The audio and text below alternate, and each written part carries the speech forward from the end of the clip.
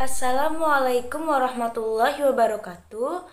Sebelumnya, perkenalkan kami dari kelompok 2 akan mencoba mempresentasikan hasil diskusi kami mengenai histologi penyusun organ pencernaan.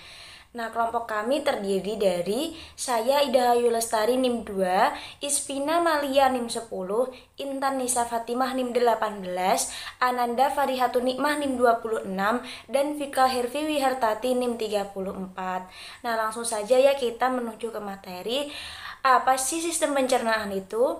Digesti atau pencernaan adalah proses pemecahan zat-zat makanan sehingga dapat diabsorpsi oleh saluran pencernaan.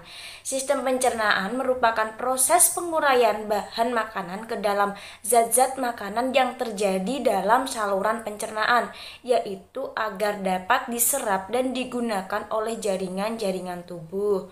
Nah, selanjutnya yaitu fungsi dari sistem pencernaan. Fungsi utama dari pencernaan adalah memecah molekul kompleks dan molekul besar dalam makanan, sehingga molekul itu dapat diserap dan digunakan tubuh. Penguraian komponen kompleks menjadi komponen sederhana itu disebut dengan hidrolisis. Fungsi sistem pencernaan antara lain yang pertama itu ada menerima makanan yang dimakan.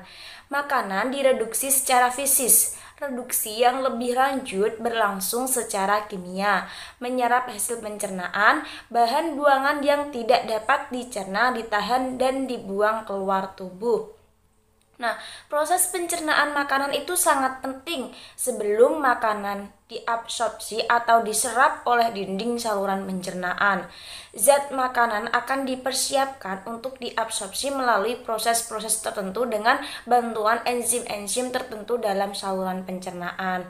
Kemudian, pola atau struktur dari sistem pencernaan antara lain, pola sistem pencernaan pada hewan umumnya itu sama dengan manusia ya, yaitu terdiri atas mulut, faring, esofagus, lambung, dan usus. Namun, struktur alat pencernaan pada berbagai jenis hewan itu berbeda-beda, tergantung pada tinggi rendahnya tingkat organisasi sel hewan tersebut serta jenis makanannya.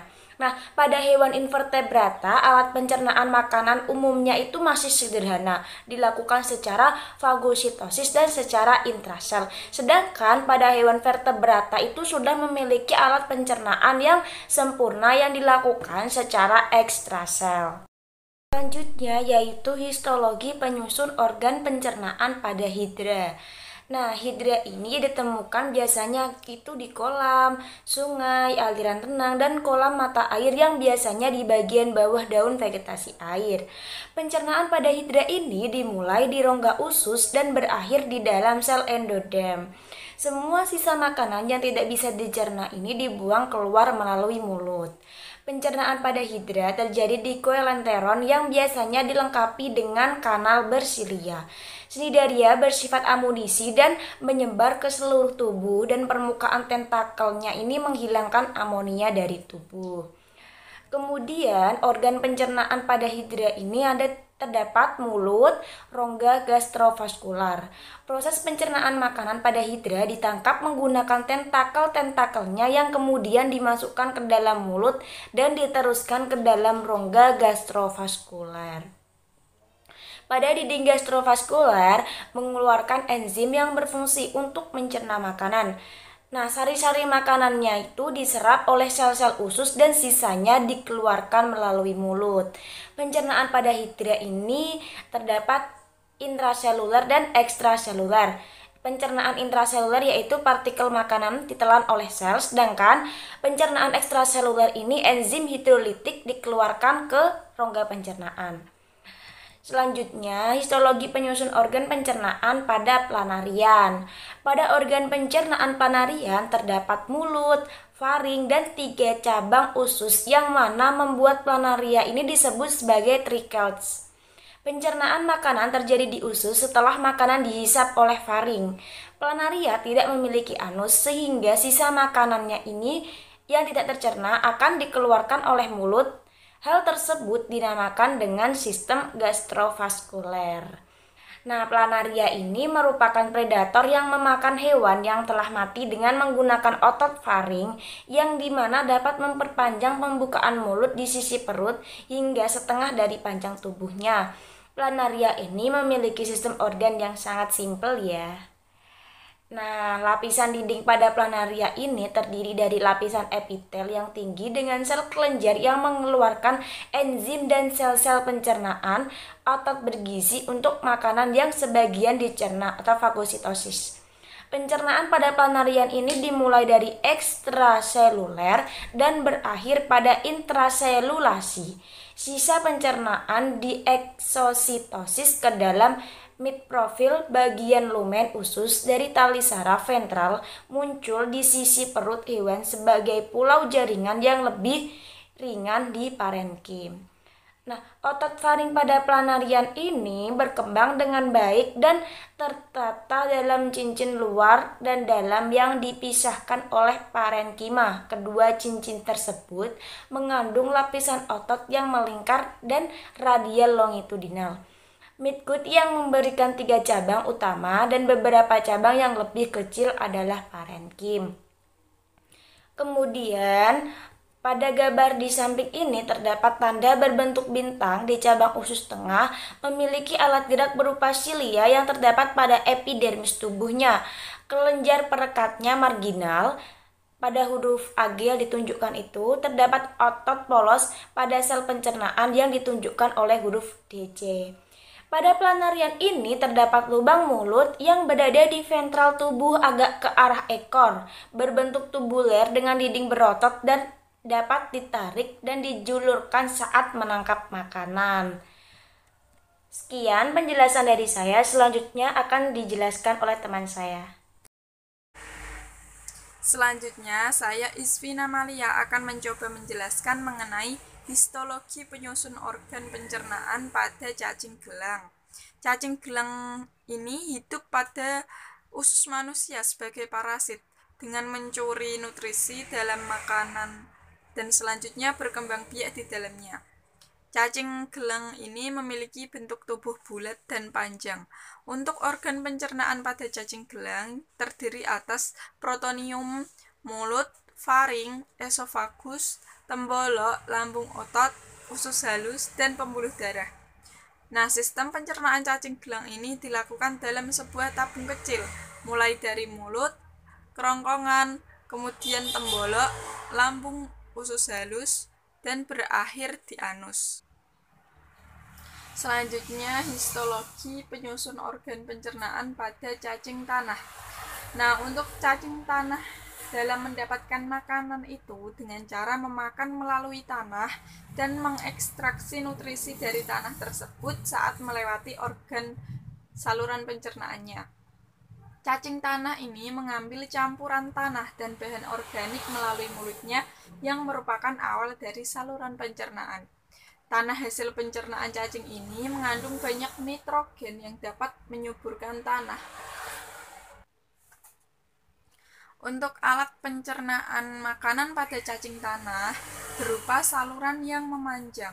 Organ pencernaan cacing tanah ini terdiri dari prostoneum yang merupakan organ saraf perasa berbentuk seperti bibir, faring, esofagus, tembolok, lambung otot atau ampela, usus, dan anus. Untuk proses pencernaannya dibantu oleh enzim yang dikeluarkan oleh getah pencernaan secara ekstrasel. Sistem pencernaan makanan pada cacing tanah ini termasuk sudah sempurna. Untuk annelida atau cacing tanah itu tersegmentasi dan memiliki selom sejati. Selom adalah rongga berisi cairan mengandung selomosid yang dilapisi dengan mesodermal jaringan. Ini membantu melindungi organ, membantu pencernaan dan gerakan, dan menyediakan ruang untuk sirkulasi. Saya Intan Nisa Fatimah NIM 18 akan melanjutkan penjelasan dari Saudari Iswina Malia tentang histologi penyusunan organ pencernaan pada siput. Yang ada pada gambar, Di dekat lubang mulut, kelenjar ludah melepaskan enzim pencernaan. Sekresi kelenjar ludah membasahi makanan sehingga memudahkan makanan untuk masuk ke kerongkongan. Esofagus berakhir di lambung. Lambung mengandung bakteri simbiosis yang mencerna selulosa dalam materi tumbuhan. Usus mengangkut kembali sejumlah besar cairan pencernaan coklat ke dalam perut. Kelenjar pencernaan atau hepatopankreas mengisi sebagian besar ruang di kantung visceral. Kelenjar pencernaan terdiri dari folikel yang semakin kecil dan semakin besar. Ini ya. Selanjutnya, histologi pencernaan pada siput. Pergerakan cairan pencernaan bolak-balik antara lambung dan usus meningkatkan proses penyerapan makanan. Pergerakan cairan pencernaan disebabkan oleh otot-otot kelenjar pencernaan dan silia. Makanan yang dicerna mengalir ke sel-sel kelenjar pencernaan yang menyerap makanan. Rektum dimulai di kantung visceral, mengikuti tepi ginjal dan berjalan sejajar dengan ureter sekunder di tepi mantel. Itu berakhir di anus dekat apertur paru ya. Di rektum padatan dikompresi dan diselimuti lapisan lendir dan mereka meninggalkan tubuh. Selanjutnya, histologi penyusunan organ pencernaan pada freshwater mussel. Kerang ya. Nah, ini mengarah ke kerongkongan pendek yang melebar ke perut, dikelilingi oleh kelenjar pencernaan berwarna coklat kehijauan atau hepatopankreas. Ini ada gambar digestive gland atau saluran pencernaan. Tampilan dari dekat permukaan perut yang berdesir ini, tempat partikel makanan yang lebih kecil didistribusikan ke saluran kelenjar pencernaan. Pada kerang yang baru dikumpulkan, batang agar-agar padat gaya kristal dapat ditemukan menonjol ke dalam perut. Ini terdiri dari mukoprotein dan enzim pencernaan. Saat gaya berputar dengan aksi siliaris, terdapat pelindung lambung kitinosa. Ujungnya terus-menerus aus. Dengan pelepasan sejumlah kecil enzim rotasi juga mencampurkan isi perut dan menarik lebih banyak lendir makanan. Gaya kristal menghilangkan dalam beberapa hari setelah kerang dikumpulkan. Gerakan konstan dari gaya tersebut mendorong partikel makanan ke daerah pemilahan di bagian belakang perut, yang mendistribusikan partikel yang lebih kecil ke dalam kelenjar pencernaan dan partikel yang lebih berat ke dalam usus. Pencernaan sebagian besar intraseluler yang dilakukan di dinding saluran kelenjar pencernaan. Nah, histologi pencernaan pada freshwater mussel kerang. Ini lambung menyempit menjadi usus panjang yang melingkar, yang terlihat berputar bolak-balik melalui massa visceral. Tiflosol, struktur seperti punggung bukit yang menonjol ke dalam lumen usus, meningkatkan luas permukaan untuk penyerapan nutrisi yang lebih efisien. Di sekitar usus adalah jaringan gonad yang kekuningan atau coklat muda. Usus terhubung ke rektum yang melewati ventrikel. Rektum melewati punggung ke otot aduktor posterior. Anus tepat di belakang otot aduktor posterior, mengosongkan feses ke dalam sifon pernafasan. Posisi anus berada pada ujung rektum. Selanjutnya, penjelasan akan dilanjutkan oleh Saudari Ananda. Terima kasih, mohon maaf apabila ada salah. Wassalamualaikum warahmatullahi wabarakatuh. Saya Ananda Farhatun Nikmah, NIM 26 dari kelas Tadris Biologi A. Di sini saya akan melanjutkan penjelasan dari Mbak Intan, yaitu mengenai histologi penyusun organ pencernaan pada lobster. Nah, untuk proses pencernaan pada lobster, yaitu lobster akan memasukkan makanan ke dalam mulut, kemudian makanan akan berjalan menuruni kerongkongan pendek di dalam perut.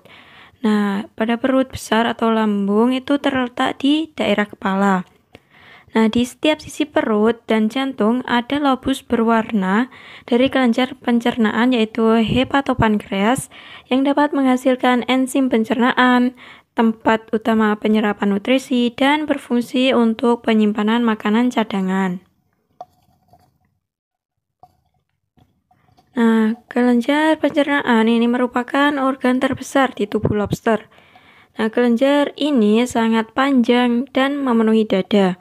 Nah, materi yang tercerna tadi akan masuk ke usus belakang dan dibuang melalui anus.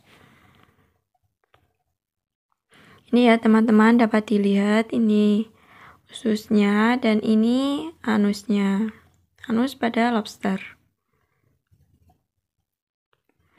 Nah, pada gambar ini merupakan gambar penampang histologi tubulus di kelenjar pencernaan crayfish. Nah, lingkaran putus-putus pada penampang tubulus, ada lingkaran putus-putus aktivitas mitosis, sel bisi, sel Fc, hemolimpa, sinus, dan mikrofili, dan lain sebagainya ya teman-teman, dapat dibaca. Nah, kemudian kelenjar pencernaan lobster ini merupakan kelenjar majemuk yang panjang dengan tubulus hepatopankreas. Nah, epitel kolumnar bertumpu pada membran basal tipis yang membentuk batas ruang hemolimfa di antara tubulus. Epitel ini mengandung beberapa jenis sel. Ada sejumlah sel induk berkembang biak atau SC pada membran basal untuk memunculkan sel-sel yang berdiferensiasi. Nah, sel seperti blister sangat mencolok, terdapat vakuola sentral yang besar atau beberapa vakuola fagositik di bawah permukaan apikal. Nah, mereka itu memfagosit nutrisi dari lumen tubular hepatopankreas. Nah, cerna intraseluler dan mengeluarkan produk yang dicerna ke lumen. Nah, sel resorptif dan sel fibril ini berbentuk silinder. Memiliki permukaan nominalnya itu ditutupi dengan mikrofili. Terdapat perbedaan yang jelas di antara resorptif dan sel fibril ya. Nah, mereka dalam posisi dan penampilan inti. Sel resorptif ini memiliki inti pusat yang tersebar halus, sedangkan inti sel fibril ini berada di posisi yang lebih rendah dan kromatinnya terkondensasi.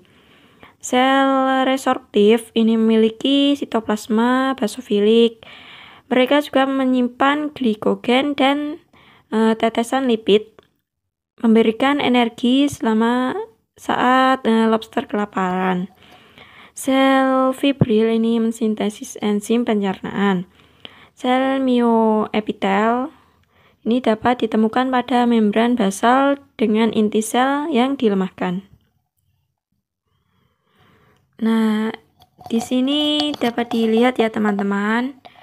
Di sini ada gambar lambung, usus bagian tengah, dan kelenjar pencernaan. Nah, untuk gambar yang ini merupakan gambar organ ekskresi dan apodem setelah isi perut dari lobster ini diangkat ya.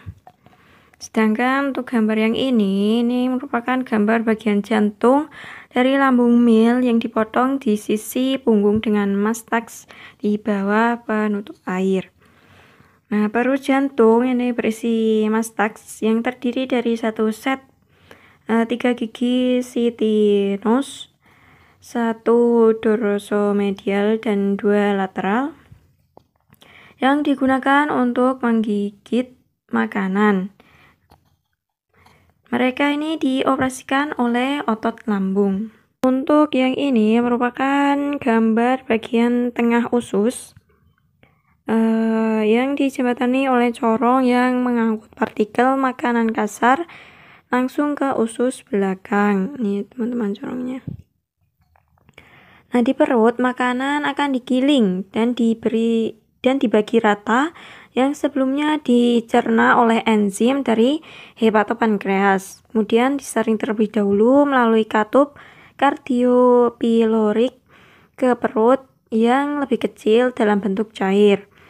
Nah, baris setae dan lipatan lapisan perut menyaring partikel, kemudian menyebarkannya dari perut pilorus ke usus tengah dan dari sana ke hepatopankreas tempat pencernaan selesai dan penyerapan terjadi. Nah, partikel makanan kasar dan tidak bisa dicerna langsung masuk ke usus melalui funnel. Nah, di sini ada gambar bagian ujung abdomen crayfish dalam tampilan punggung. Di sini juga ada gambar usus tengah crayfish. Ini ya teman-teman, yang sangat pendek. Nah, di bagian anterior perut jantung ada 2 kantong lateral yang mensintesis gastrolit, massa kristal berkapur. Nah, struktur penyimpanan pertama kali muncul pada tukik, dan kemudian mereka muncul terbentuk sebelum setiap rontok bulu dan benar-benar diselesaikan setelah ekdisis. Mereka ditemukan dari eksoskeleton lama oleh hemolimfa dan digunakan dalam produksi eksoskeleton baru. Nah, gastrolit adalah adaptasi khusus untuk lobster air tawar, di mana kalsium lebih sedikit tersedia dibandingkan di air laut. Nah, usus tengah ini sangat pendek dan tidak mencolok, meninggalkan ruang pilorus dan segera bergabung ke usus belakang. Nah, selanjutnya ada histologi penyusun organ pencernaan pada kecoa. Ini ya teman-teman, dapat dilihat gambarnya.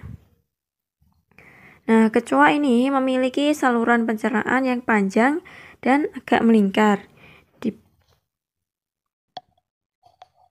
Nah, pada organ pencernaan kecoa ini dibagi menjadi 3 bagian utama, yaitu ada foregut, midgut, dan hindgut.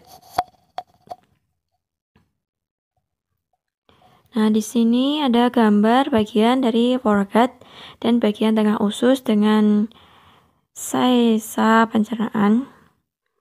Nah, foregut atau stomodeum ini dibagi menjadi 4 bagian, yaitu ada faring, kerongkongan, tembolok, dan ampela.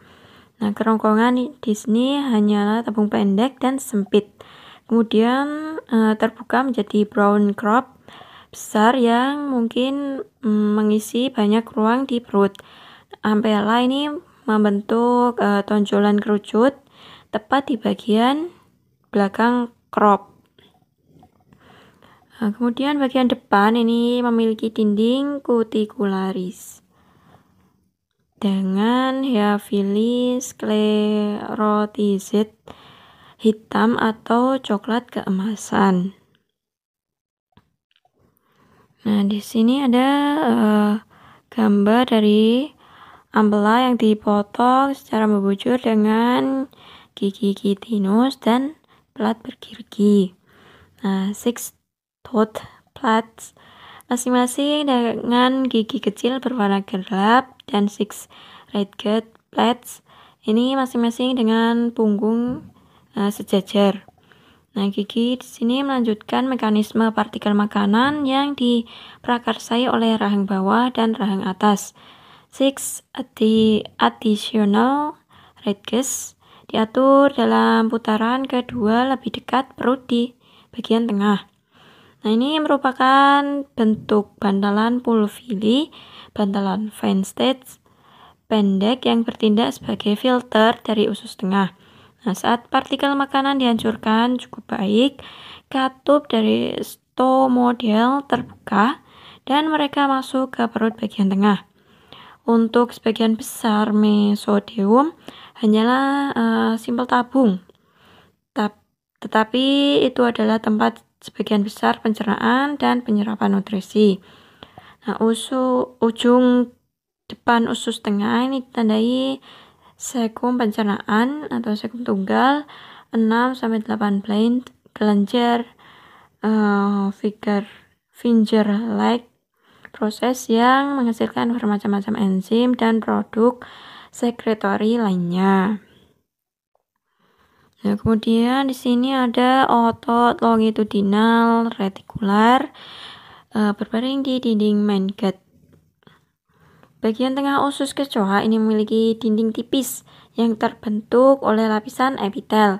memiliki pola karakteristik yang disebabkan oleh kemunculan berulang kelompok sel regeneratif. Sel induk membelah di tengah kelompok dan menimbulkan sel sekretory silinder yang mencapai permukaan epitel. Mereka akan memproduksi enzim pencernaan dan menyerap nutrisi. The food bolus ini dibatasi oleh membran peritrofik yang dibentuk oleh fibrilari jaringan bahan chitinous. Kemudian di sini ada usus belakang atau proctodeum. Secara morfologi ini terbagi menjadi ileum, usus besar, dan rektum. Anterior paling besar, gelap, dan terpadat. Usus besar ini lebih pendek, warnanya lebih terang dan lebih tipis. Rektum hanya sebagai tonjolan kecil terseli di bawah tergit perut terakhir.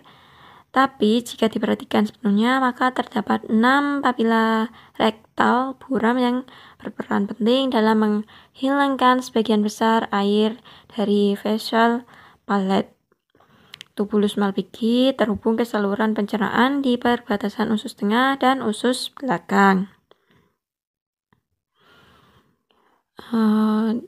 Untuk menyerap produk limbah nitrogen dari hemolimfa dan mengubahnya menjadi asam urat.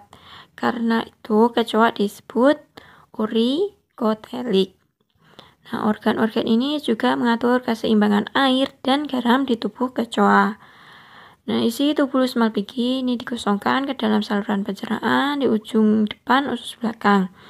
Di rektum bagian terakhir dari usus belakang, air diserap kembali dari feses dan urin. Nah, sisa limbah akan meninggalkan tubuh melalui anus. Selanjutnya ada histologi penyusun organ pencernaan Crucian. Nah, alat pencernaan pada ikan ini terdiri dari 2 bagian. Yang pertama, organ pencernaan ini terdiri dari rongga mulut yang meliputi lidah dan gigi, esofagus, ventriculus, intestinum, dan anus. Yang kedua, ada kelenjar pencernaan yang meliputi hepar dan pankreas. Nah, di sini ada gambar mulut ikan. Di sini ada lidahnya ya, teman-teman. Ini gambar gigi pada ikan. Nah, lidah ikan ini terletak di antara brachia sebelah dexter dan sinister dengan bentuk segitiga. Berdasarkan bentuk dan fungsinya, gigi ikan ini terdiri atas incisiform, yaitu gigi yang digunakan untuk memotong, caniform, yaitu gigi yang digunakan untuk mencengkram.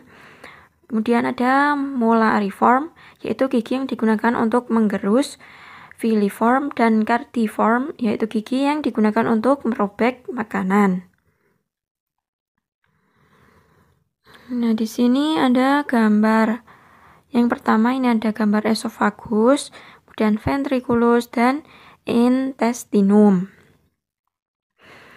Esofagus merupakan saluran pencernaan yang berbentuk seperti pipa dan terdapat di bagian posterior daerah brachia.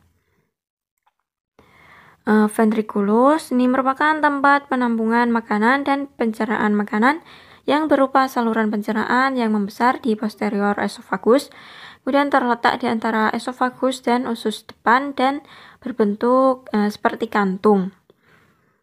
Sedangkan intestinum ini merupakan saluran pencernaan yang paling panjang yang berawal dari pylorus sampai anus. Intestinum ini dibagi menjadi 3 bagian, yaitu ada usus depan, usus tengah, dan usus belakang. Nah, di sini ada gambar anus dari ikan. Anus ini merupakan paling ujung dari saluran pencernaan pada ikan. Anus pada ikan ini berbentuk oval dan terletak di bagian ventral saluran urogenital. Nah, di sini ada kelenjar pencernaan. Hepar ini terletak di bagian arterior ventriculus, berbentuk memanjang mengelilingi intestinum sampai ke bagian paling belakang intestinum dan berwarna merah tua. Untuk hati ikan ini berfungsi dalam membantu pencernaan melalui produksi enzim-enzim pemecah lemak dan menjadi tempat penyimpanan lemak serta karbohidrat. Baiklah, selanjutnya saya di sini Vika Hartati NIM 34 akan menjelaskan mengenai histologi penyusun organ pencernaan katak. Nah, di sini terdapat gambar saluran pencernaan katak. Teman-teman bisa melihatnya ya. Katak atau amfibi adalah salah satu hewan yang memiliki kulit dengan tingkat kelembapan yang cukup tinggi, tidak ditutupi oleh rambut atau bulu, dan mampu bertahan hidup di air ataupun di darat. Nah, sistem pencernaan katak atau amfibi itu dimulai dari rongga mulut, kerongkongan, lambung, usus halus, usus besar, dan berakhir di kloaka.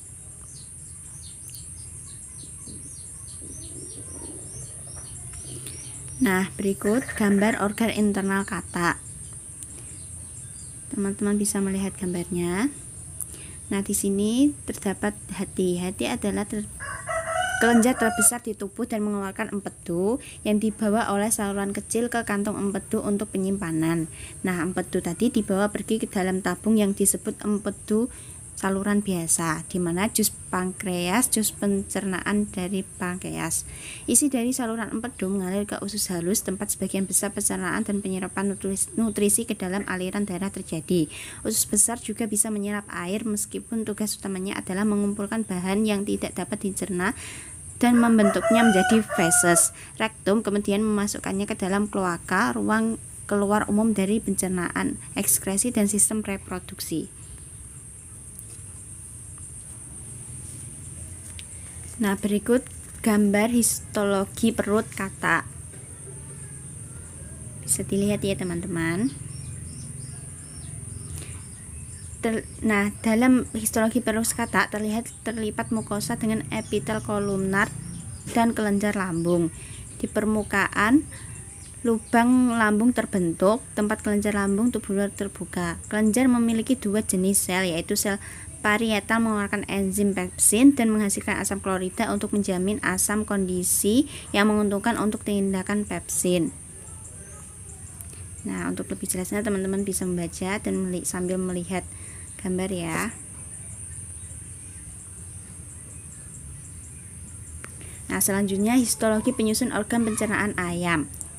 Di sini juga terdapat gambar saluran pencernaan ayam. Sistem pencernaan pada ayam dimulai dari makanan masuk melalui mulut, dilanjutkan ke esofagus, selanjutnya tembolok, proventriculus, gizzard, usus halus, usus besar, cecum, dan berakhir di kloaka.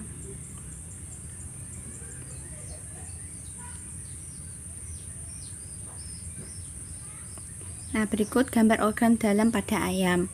Paru atau mulut berfungsi untuk makan dan minum pada unggas. Paru menghasilkan air liur atau saliva.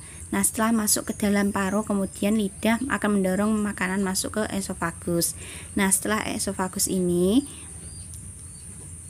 terjadi gerakan peristaltik untuk mendorong makanan masuk ke dalam tembolok.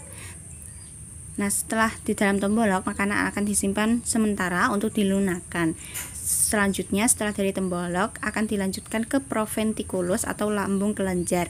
Nah, di sini pencernaan terjadi secara enzimatis yang merubah makanan sehingga mudah untuk dicerna.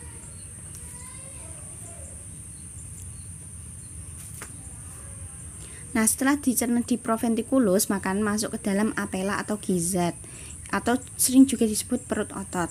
Nah, di sini itu pencernaan itu terjadi secara mekanik. Nah, setelah dicerna oleh ampela, makanan kemudian masuk ke dalam usus kecil, yaitu duodenum, jejunum, ileum. Mukosa usus halus berfungsi untuk menggerakkan makanan dan memperluas permukaan untuk menyerap sari-sari makanan oleh fili-fili pada dinding usus. Nah, pada usus kecil terjadi pencernaan secara enzimatis karena usus dihuni oleh beberapa jenis bakteri penghasil enzim. Nah, setelah dari usus kecil kemudian akan berlanjut ke usus besar, di mana usus besar ini berfungsi merombak sisa-sisa pakan yang tidak tercerna menjadi feses. Nah, di dalam usus besar ini juga terjadi proses absorpsi. Nah, setelah dari usus besar terakhir adalah Proses pencernaan terakhir terjadi pada kloaka. Kloaka merupakan tempat pengeluaran sisa-sisa ampas dari pencernaan feses dan juga urin.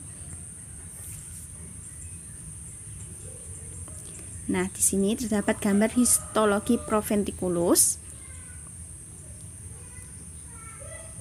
Proventriculus memiliki mukosa dan submukosa yang tebal ditempati oleh dua jenis kelenjar. Nah, di sini terdapat gambar histologi proventriculus. Nah, pada gambar sisi kiri atas dan bawah itu ada proventriculus lipatan mukosa, kelenjar mukosa atau GL, lipatan mukosa MF, lipatan proventrikular PF, kelenjar poprium tubular atau PG, rongga proventrikular atau PF. Nah, sisi kanan atas dan bawah itu terdapat sistem saluran kelenjar majemuk, saluran primer PD, saluran sekunder SD, saluran tersier TD. Teman-teman untuk lebih jelasnya bisa membaca di PPT ya.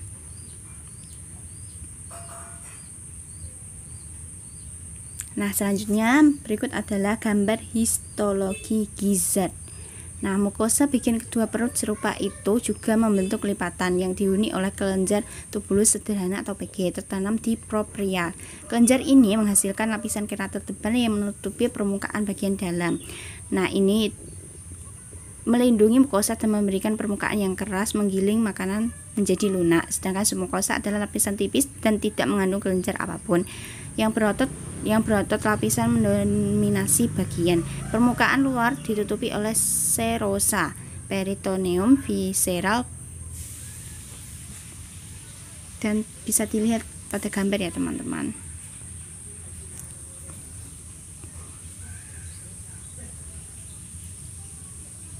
Nah, selanjutnya histologi penyusun organ pencernaan rat atau ratus norvegicus. Berikut ada tertera juga gambar sistem pencernaan pada tikus. Nah, organ saluran pencernaan pada tikus itu meliputi dimulai dari mulut atau cavum oris, kemudian masuk ke kerongkongan, lambung, usus halus, usus besar, rektum, anus, serta hati dan pankreas.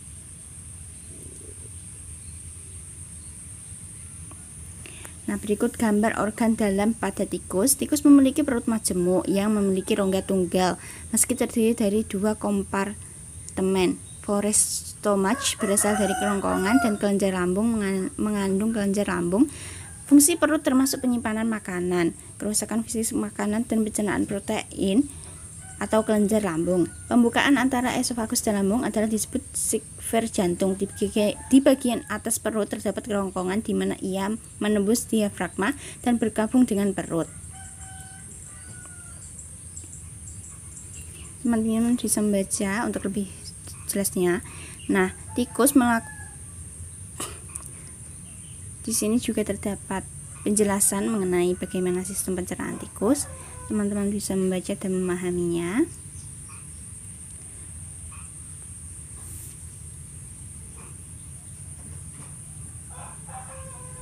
Nah, berikut gambar histologi perut pada tikus. Perut tikus itu dibagi menjadi dua bagian, non kelenjar dan bagian kelenjar.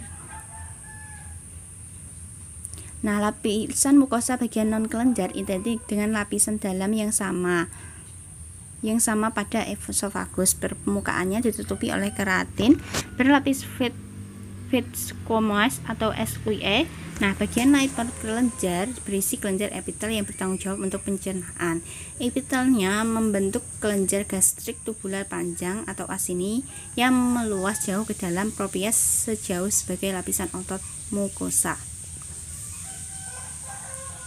Nah, untuk lebih jelasnya teman-teman bisa membaca dan memahaminya di PPT. Kita lanjutkan ya.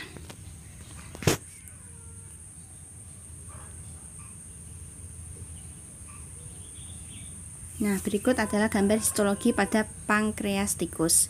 Pankreas terdiri dari dua jenis jaringan kelenjar. Bagian utamanya adalah eksokrin, di mana pulau pankreas dari sel endokrin tertanam. Eksokrin pankreas adalah kelenjar asinar bercabang. Jaringan kelenjar dilobulasi secara ikat septa. Sel eksokrin berbentuk piramidal, basal, inti bulat, dan butiran sekretori apikal. Asinar tersebut tidak terlihat. Sel sentroasinar dari asinim membentuk awal dari sistem saluran atau saluran kecil yang berbeda jarang. Secara distal, di ductus yang lebih besar digantikan oleh epitel kuboid atau kolumner. Menggunakan teknik mikroskopik cahaya rutin, asinar noda sel lebih gelap dari sistem saluran dan sel endokrin. Yang terakhir membentuk pulau Langerhans pusat, yang merupakan kelompok sel berbentuk bola atau elipsoid yang tertanam di eksokrin. Jaringan kapiler fenestrasi menjaring pulau kecil dan mengirimkan hormon yang disekresikan ke target organ. Nah, demikianlah presentasi dari kelompok 2 mengenai sistem pencernaan pada hewan. Teman-teman bisa lebih memahaminya dengan baca PPT yang sudah disedia. Saya mewakili kelompok 2, memohon maaf apabila masih ada kekurangan dan kesalahan. Sekian presentasi dari kami.